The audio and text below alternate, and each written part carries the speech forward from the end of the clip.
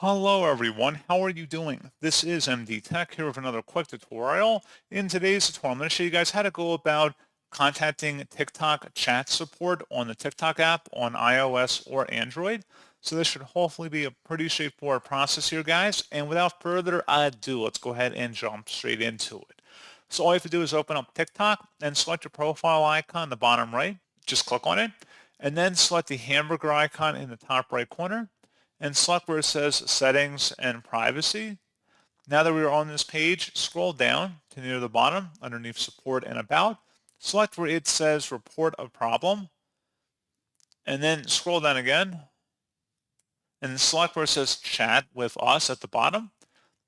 So at this point, go ahead and enter in your message, and then you'll get an automated response saying that TikTok will get back to you when they review the message if further action is needed. And that's pretty much all you have to do. And you can access previous chat logs as well by scrolling up. So like I said, pretty straightforward process. And as always, thank you for watching. I do hope I was able to help you out, and I do look forward to catching you all in the next tutorial. Goodbye.